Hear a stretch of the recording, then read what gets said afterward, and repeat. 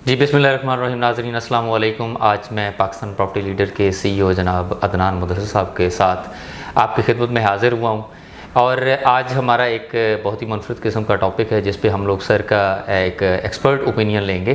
Topic ये है कि आज की हालात में सही सरमायाकारी किस तरह की जा सकेगी।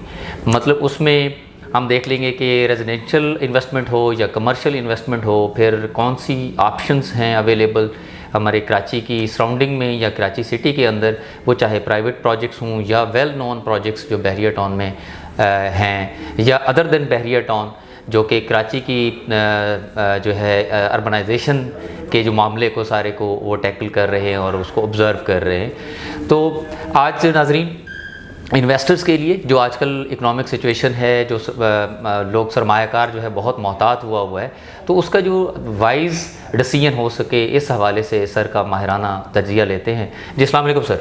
वालेकुम अस्सलाम सर, कैसे हैं? अल्हम्दुलिल्लाह। सर बहुत ही इम्पोर्टेंट टॉपिक का तो आपको पता चल गया जी कि जो कि आजकल इन्वेस्टर्स का बहुत ही मेजर कंसर्न है कि वो अब हेजिटेट कर रहे हैं इन्वेस्टमेंट करने में, क्योंकि इकोनॉमिक की सिचुएशन भी हमारे सामने है सारी की सारी ओवरऑल पाकिस्तान में भी बल्कि पूरी दुनिया में एक जो है एक इकोनॉमिक क्राइसिस है।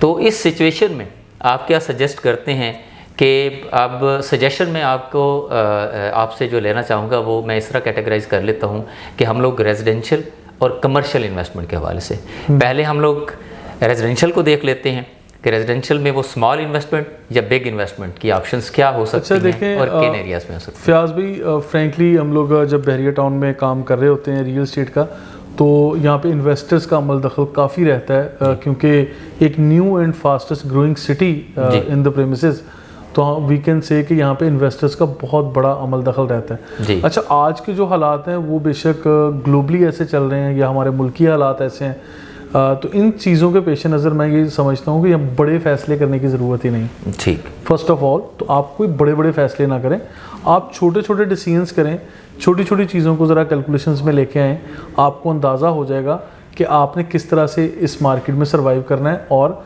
किस तरह से आप फ्यूचर में चल सकते हैं। फॉर एग्जांपल, छोटे फैसलों से क्या मुराद है? छोटे फैसलों से ये मुराद है कि आज अपनी नीड की चीज़ को लें। फॉर एग्जांपल, अगर आपको 5 बेडरूम अकोमोडेशन घर चाहिए, इसका डिसीजन लें। आप ऑलरेडी कोई 3 बेडरूम में रह रहे हैं, आपकी ज़रूरत 5 बेडरूम, आज वो फैसला लेने की ज़रूरत है। ठीक। अगर आप लोगों की बड़ी बड़ी कोई प्लॉटिंग की शक्ल में कमर्शियल प्लॉट है या रेजिडेंशियल है, वो इन्वेस्टमेंट पड़ी हुई है, तो रेजिडेंशियल प्लॉट्स की शक्ल में जो इन्वेस्टमेंट थी वो डीवैल्यू होती चली गई है। ठीक है। मेरा ख्याल है पिछले काफ़ी अरसे से, पिछले चंद सालों से पाकिस्तान में जितनी आपकी अमाउंट प्लॉट्स की शक्ल में डीवैल्यू हुई है, किसी शक्ल में नहीं हुई। ठीक है। मैं ये चीज़ें आपको फिंगर टिप्स में मैं आपको ये साबित कर सकता हूँ, पाकिस्तान के किसी भी कोने में आपने क्यों नहीं लिया। एग्जैक्टली ऐसे। ठीक है, आपका पैसा डी वैल्यू हुआ, बज़ाहिर बेशक अप्रिशिएट हुआ, लेकिन प्लॉट्स में इन्वेस्ट करने से डी वैल्यू आपकी अमाउंट हुई है।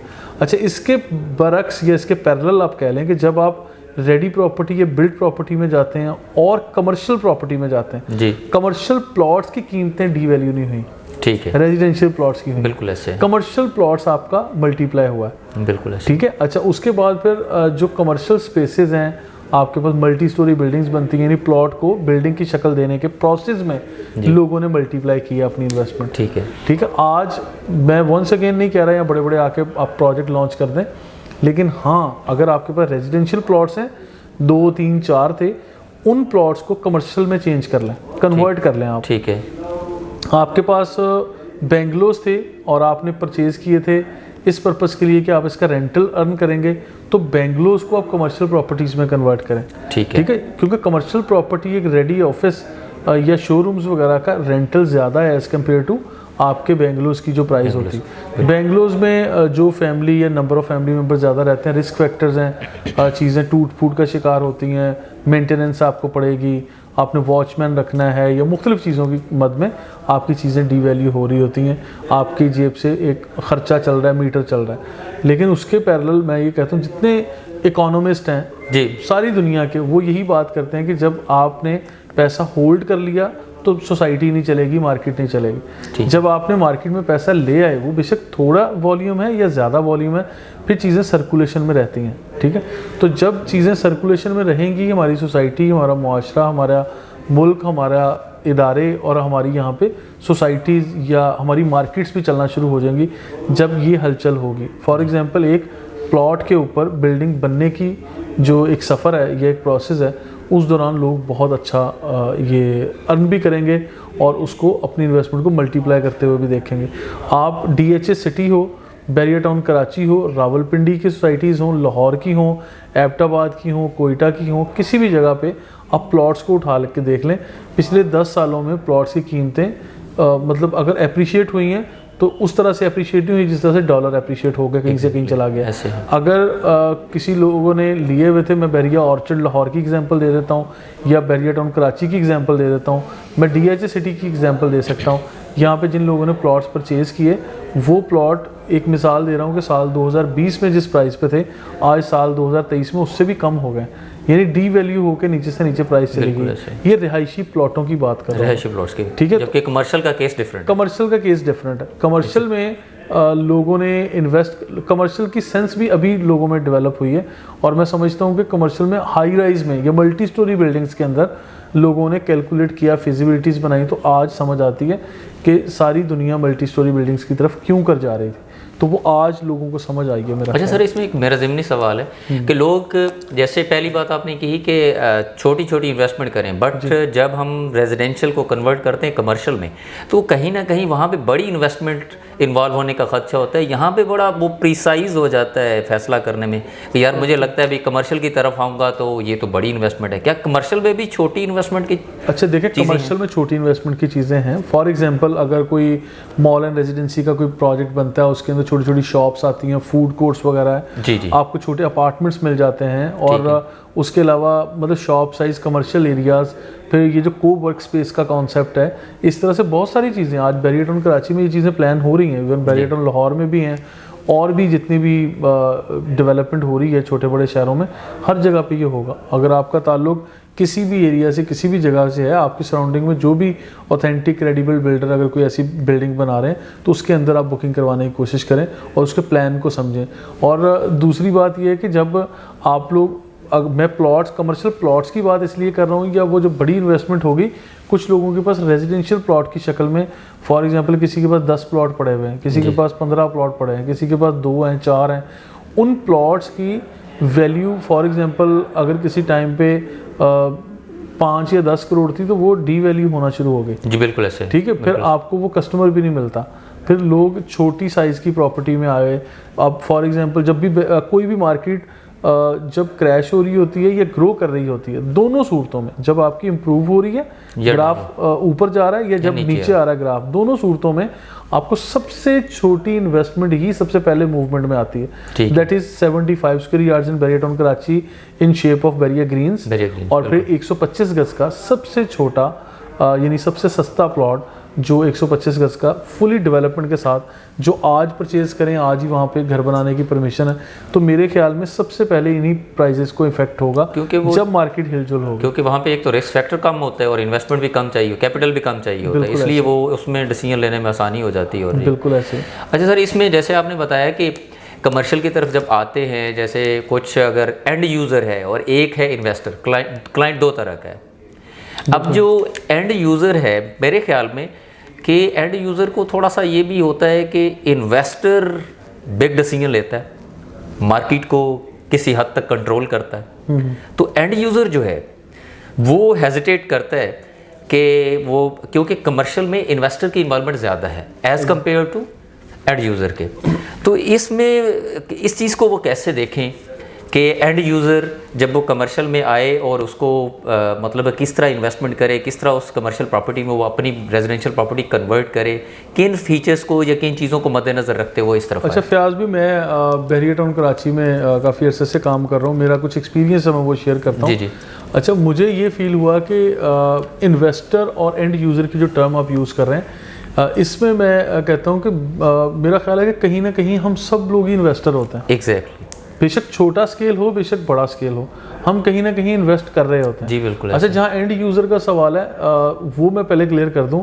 एंड यूज़र के तौर पे तो मेरा ख्याल है this is the best time to take decision. For example अगर मुझे 4-5 बेडरूम अकोमोडेशन का घर चाहिए था, तो आज बैरियर पैराडाइज लग्जरी विला आपको 500 गज 5 बेडरूम अकोमोडेशन सिर्फ कंस्ट्रक्शन कॉस्ट के एवज घर मिल रहा है, आपको कॉस्ट ऑफ लैंड चार्ज ही नहीं की जा रही। ठीक है, अच्छा आप स्पोर्ट सिटी का विला लेते हैं, 4 bedroom accommodation, double green lawn, अच्छा खासा किचन है, बड़ा ज़बरदस्त बना हुआ है। आप पर स्क्वायर फीट कॉस्ट निकाल लें, वंस अगेन आपको पर स्क्वायर फीट कॉस्ट और टोटल प्राइस पे डिवाइड करेंगे, आपको 5-6 हज़ार रुपये पर स्क्वायर फीट आएगा मैक्स। बिल्कुल ऐसे। तो आज जब आप प्राइस कहीं से कहीं जा रही है तो 4500 से 5500 रुपये तक की प्राइस पर स्क्वायर फीट की लोग डिमांड करते हैं घरों की, बिल्कुल कि आपको फिनिशिंग के साथ ये बना के देंगे बिल्डर।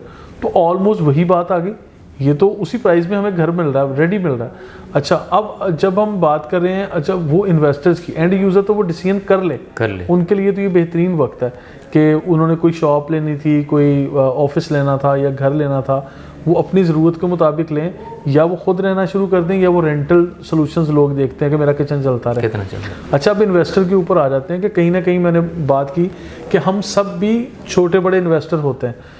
बहुत बड़े स्केल पे जिन लोगों का पैसा मार्केट में फ्लोट कर रहा था वो मार्केट को कंट्रोल भी कर रहे होते हैं। बिल्कुल ऐसे। डिफरेंट मोनोपोलीज बनती हैं, डिफरेंट स्ट्रेटजीज लोग बनाते हैं, ट्रेंड सेट करते हैं। आई एग्री कि सारी मार्केट्स में ये होता होगा, कहीं ना कहीं यहाँ भी होता है। जब मैं बात करता हूँ कि यहाँ इन्वेस्टर्स की, मैं बड़े बड़े अमाउंट या बड़े स्केल पे इन्वेस्ट करने को मैं नहीं कह रहा, मैं एडवाइस करता हूँ कि आप छोटी इन्वेस्टमेंट कर लें और इन्वेस्टमेंट को इस तरह से मैनेज करें कि आपका किचन चले, आपको रेंटल सॉल्यूशंस हों, आप मल्टीप्लाई करें, अपनी प्राइस देखें कि आज आप किस प्राइस पे ले रहे हैं। फॉर एग्जांपल ये जो सुपर मार्केट्स बन रही हैं, या आप देख लें फूड कोर्ट बन रहे हैं, फूड स्ट्रीट्स बन रही हैं, और मिडवे कमर्शियल की शक्ल में यहाँ पे बहुत बड़ा कमर्शियल हब बन गया है। कमर्शियल हब या बड़ी छोटी मार्केट्स के अंदर आप छोटी बड़ी दुकानें ले लें और उसमें एक तो पर स्क्वायर फीट कॉस्ट भी बढ़ती चली जाएगी आपकी, यानी बेसिक कैपिटल इन्वेस्टमेंट के ऊपर आपका गेन अच्छा होगा। जी बिल्कुल, ठीक है, आरओआई आपको बेहतर मिलेगा।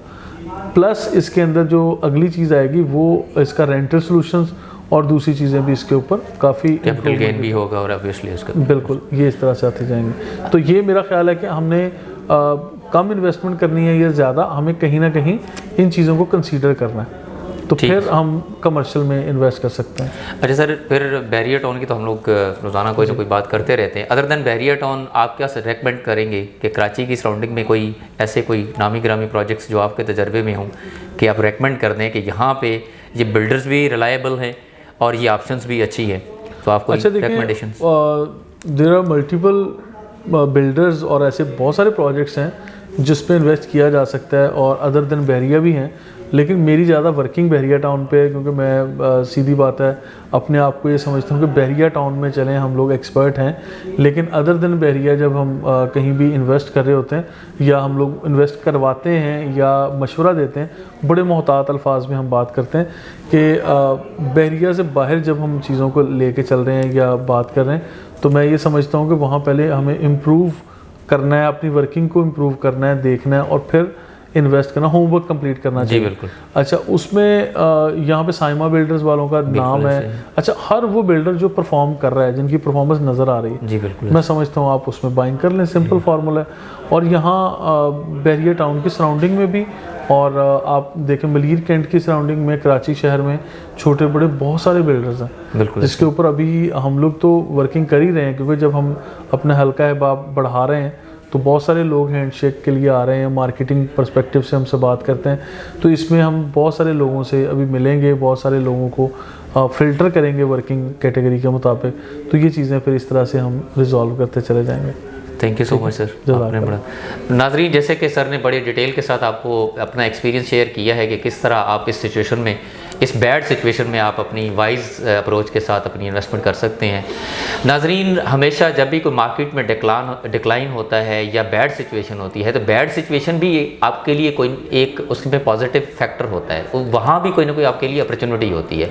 जैसे कि अब सेलिंग के हवाले से मार्केट डाउन है, बट बाइंग के हवाले से यहाँ पे बहुत अच्छी अपॉर्चुनिटी है। बिल्कुल, आप लोग छोटी छोटी इन्वेस्टमेंट कर सकते हैं, वो चाहे रेजिडेंशियल हो चाहे कमर्शियल हो, तो बहुत सारी अपॉर्चुनिटी हैं, आप इसको अवेल ज़रूर कीजिएगा। और नाज़रीन, इंशाल्लाह किसी नए टॉपिक के साथ दोबारा आपकी खिदमत में हाज़िर होंगे, तब तक के लिए मुझे इजाज़त दीजिए। अल्लाह हाफ़िज़।